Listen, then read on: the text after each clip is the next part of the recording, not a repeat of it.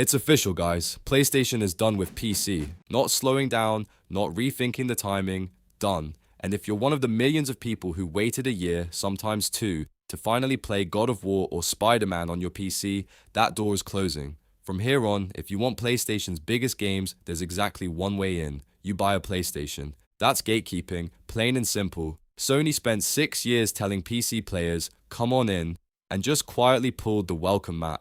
The wild part? They're walking away from a business that, by independent estimates, made them around $1.5 billion. So here's what we're gonna do. I'll show you the hard facts of how PlayStation is officially leaving the PC platform behind. I'll show you the money, what PC was actually earning and where it started to crack. And then I'll show you the real reason this is happening. A reason that has almost nothing to do with PC gamers and everything to do with a new Xbox console codenamed Helix. Because once you see that piece, the whole move snaps into focus. This is GameTech Weekly. Let's follow the money.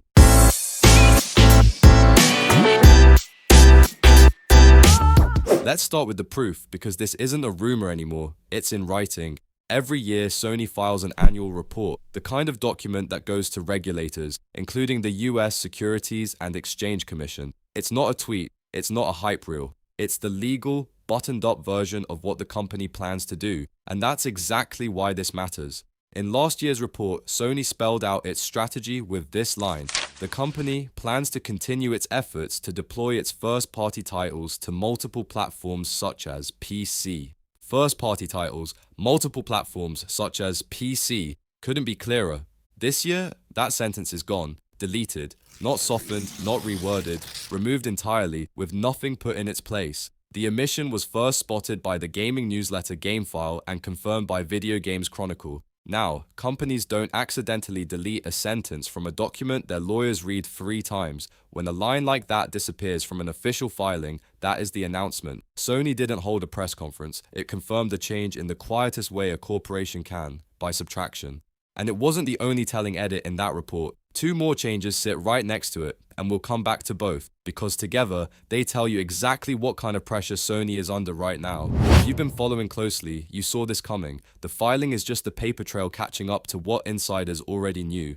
Rewind to March of this year. Bloomberg reported that Sony was pulling back from releasing its big PlayStation games on PC, that single-player titles like Ghost of Yotei and the upcoming Saros would stay locked to PS5. Sony didn't really push back on the story.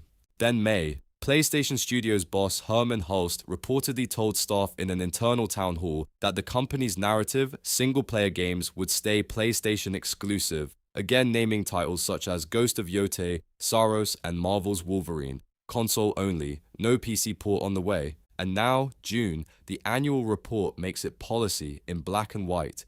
3 signals over 4 months, all pointing the same direction. A leak, an internal confirmation, and finally, a document. This is a decision Sony has been executing for a while. We're just now seeing it admitted on paper. And that third edit I mentioned, here's where it shows up. In the same report, Sony added a brand new section about artificial intelligence. The wording, verbatim, Sony is utilizing AI to unleash the creativity of studios and further enhance the PlayStation experience. Out goes the promise of PC, in comes AI. Keep that swap in your back pocket, we'll cash it in later.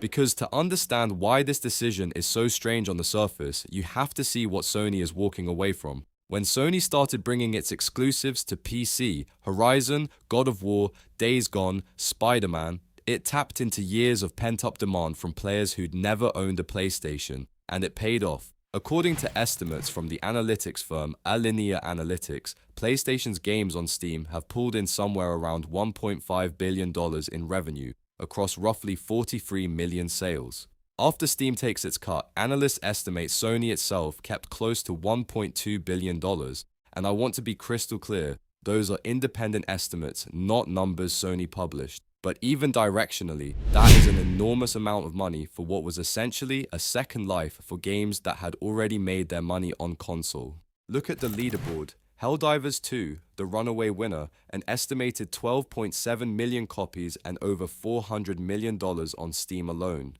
Horizon Zero Dawn, around 4.5 million copies, $170 million. God of War, 4.2 million copies, $150 million. Spider-Man Remastered, $116 million. Days Gone, $108 million. Here's the stat that should stop you.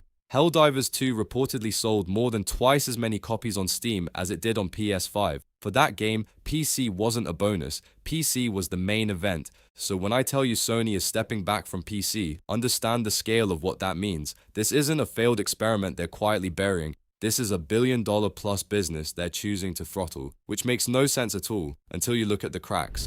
Because not every PlayStation game was a hit on PC, and the pattern in which one slipped is the whole story. The first wave, the original Horizon, the 2018 God of War, those cleaned up because they were years-old classics finally available to a brand new audience. But the sequels? The shine came off fast. According to the same analytics estimates, Horizon Forbidden West sold roughly 3 times slower on Steam than the original Zero Dawn. God of War Ragnarok moved something like 2.5 times fewer copies than the 2018 game, same franchises, far weaker PC numbers. The read here is pretty simple. That first batch of ports drained a reservoir of demand that had been building for years. Once the greatest hits were out, Sony was asking PC players to pay full price day one-ish for sequels, and a lot of them just didn't.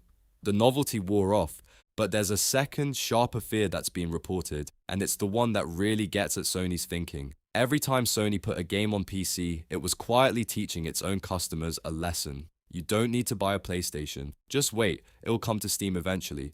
And once players learn that, why would they ever pay $500 for the console?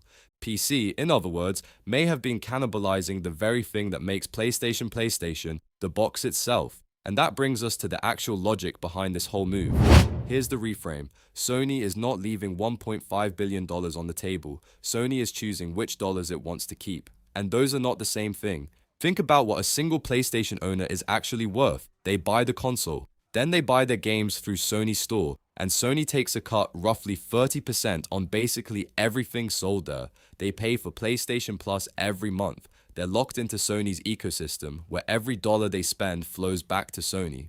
Now compare that to a PC player buying one God of War on Steam for $70. Sony makes that one sale, and then Valve takes its 30%, not Sony. No console margin, no store cut on the next game, no subscription, no lock-in. One transaction and the relationship's basically over. So, follow the money. The single-player exclusives, their real job was never to make a quick sale on Steam. Their job is to sell the console, to be the reason you buy the box that plugs you into that whole money machine. Once you see it that way, putting them on PC was the mistake. Pulling them back is Sony protecting the flywheel. Now, to be fair, there's a real counter-argument. $1.5 billion is $1.5 billion. The PS5 is late in its life cycle, and cutting off PC could look stubborn, even arrogant if the market shifts. Reasonable people in the industry disagree on this, but there's one more piece, and honestly, I think it's the biggest one. Because Sony isn't just defending its money machine, it's defending it against a specific incoming threat.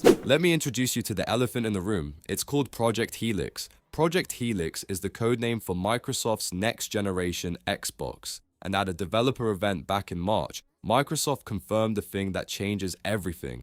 The next Xbox won't just be a console. It's being built as a console-PC hybrid, a machine designed to run PC games natively, including from third-party stores. We're talking Steam. We're talking the Epic Games Store, right there on an Xbox. Sit with that for a second and then connect it to everything we just covered. For the last 6 years, Sony has been putting its games on Steam, so if the next Xbox can run Steam, then every PlayStation game on Steam could, in theory, be played on an Xbox console. Ghost of Tsushima, God of War, Spider-Man, Sony's crown jewels, the exact games that are supposed to make you buy a PlayStation, running on a competitor's hardware. That is a nightmare scenario for Sony. The entire pitch of a PlayStation is, this is the only place you get these games. But if a single Xbox box can play Xbox games and PC games, and, through Steam, Sony's own catalog, then why on earth would anyone buy a PlayStation? In that world, the PlayStation console doesn't just lose its edge, it risks becoming redundant, obsolete. So here's my read, and I'll flag this clearly as analysis, not confirmed fact. Sony's retreat from PC isn't really about disappointing sequel sales, or even just protecting console sales in general. It's a defensive wall. If Sony's single-player exclusives are never on Steam in the first place, then they can never show up on a Steam-powered Xbox. You can't play what was never ported. Pulling its games off PC is how Sony makes sure its best titles stay trapped on PlayStation hardware and stay a reason to buy the box. The timing lines up almost perfectly. Microsoft confirms a Steam-capable Xbox in the spring. Sony's PC plans start visibly unwinding across the same year. That's not a coincidence. That's a chess move. Sony saw the next Xbox coming and pulled its pieces off the board before Microsoft could use them. Now, let's cash in that AI quote, because it ties the bow on the financial picture. Remember the other two edits in that report? Sony also quietly dropped the word profitable from its near-term goals and pointed to rising prices and the shortage of memory chips. In plain English, the hardware is getting more expensive to make and margins are under pressure. And here's the thing, Microsoft has said the exact same thing about component shortages affecting the next Xbox. Both giants are feeling the same squeeze at the same time. So, picture Sony's position. Costs on the console are climbing. A Steam-powered competitor is on the horizon that could undercut your entire exclusivity pitch. What do? You protect the highest margin part of your business, the console ecosystem, and you stop feeding the channels that threaten it. And the AI section? Sony is utilizing AI to unleash the creativity of studios and further enhance the PlayStation experience. Read between the lines. AI is being positioned, at least in part, to bring development costs down and lift what they can squeeze out of their own platform. Now, I won't overstate it. That line is corporate and deliberately vague, and we don't know yet what it amounts to in practice. But the direction is unmistakable. Defend the platform, defend the margin. Every single edit in that report points the same way. So, what does this actually mean for you, wherever you're watching from? If you're a PC player, the deal has changed. The era of just wait a year and play the new PlayStation game on Steam is, for the marquee single-player titles, over. But the next Ghost, the next God of War? If you want those on day one, or at all, you're looking at buying a PS5. That's the gate and Sony just locked it. If you're a console player, you're watching two giants make completely opposite bets. Microsoft is tearing down the walls, one hybrid box that plays everything, everywhere. Sony is building the walls higher, our games, our hardware, our rules. One of these strategies is going to look very smart in a few years, and one might look like a mistake. We don't know which yet, but you, the player, are the prize they're fighting over. And zoom out to the money for a second. This isn't a company in trouble. Sony's gaming division is doing record operating profit, with revenue around $30 billion.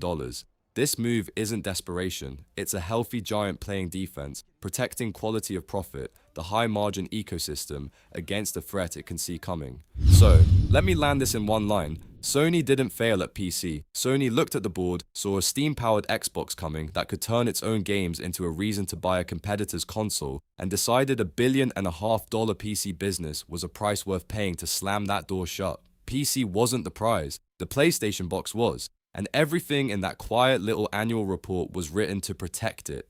What to watch from here? Do the games Sony already announced for PC still ship or get quietly cancelled? Does the next Xbox actually launch with Steam built in and force Sony's hand all over again? And does that AI line ever turn into something real? We'll be tracking all of it. One honest caveat before we go. The sales figures in this video are independent analyst estimates. Sony doesn't break out its PC revenue officially. This is news and analysis, not financial advice. If you want the money behind the game, the real reasons behind the headlines, every week, hit subscribe. I'll see you in the next one.